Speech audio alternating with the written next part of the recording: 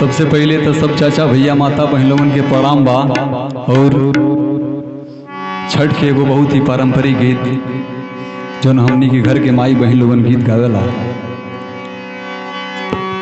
नि सा रे ग रे सा नि सा प द म ग रे ग सा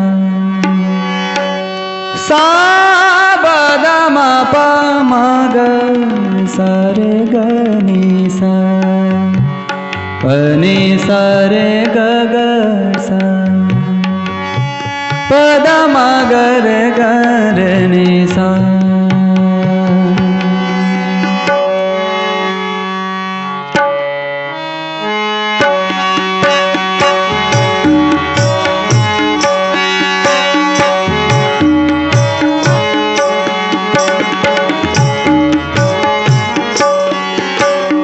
पहिले पहिले हम कैनी छठी मैया बरत तोहार, छठी मैया बरत तोहार।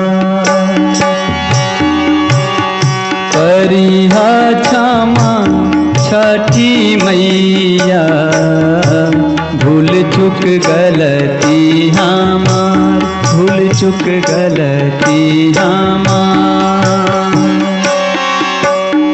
पहिले पहिले हम कैनी छठी मैया बरत तोहार, छठी मैया बरत तोहार। करिहा क्षमा छठी मैया भूल चुक गलती हमार, भूल चुक गलती हमार।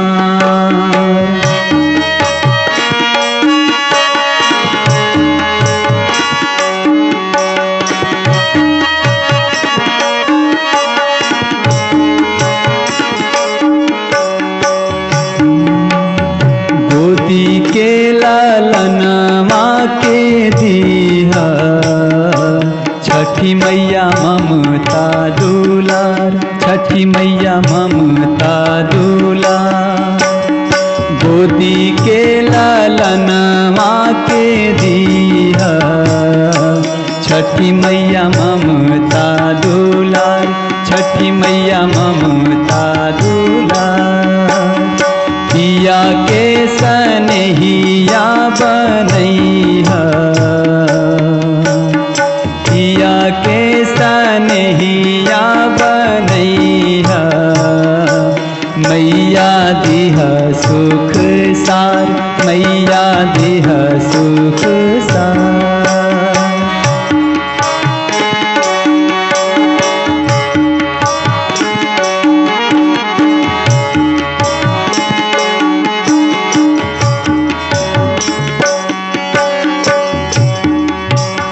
नारियल के रवा घउधवा सजल नदिया किनार, सजल नदिया किनार। नारियल के रवा घउधवा सजल नदिया किनार, सजल नदिया किनार। सुनिहारज छठी मैया, सुनिहारज छठी मैया। दीहा मैया सुख सार, दीहा आशीष सुख सार। सुनिहारज छठी मैया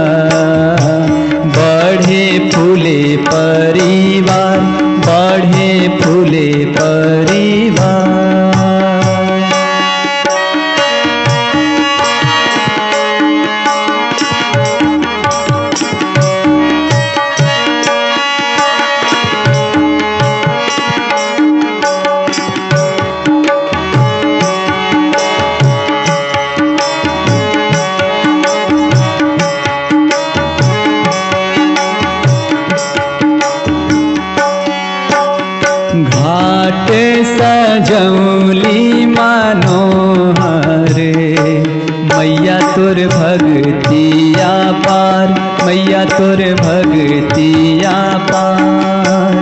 घाट सजवली मनोहर, मैया तोर भगतिया पार, मैया तोर भगतिया पार। लिहि नारज छठी मैया, लिहि नारज छठी मैया।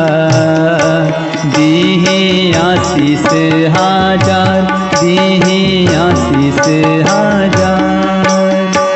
पहिले पहिले हम कैनी छठी मैया बरत तोहार, छठ माई बरत तोहार।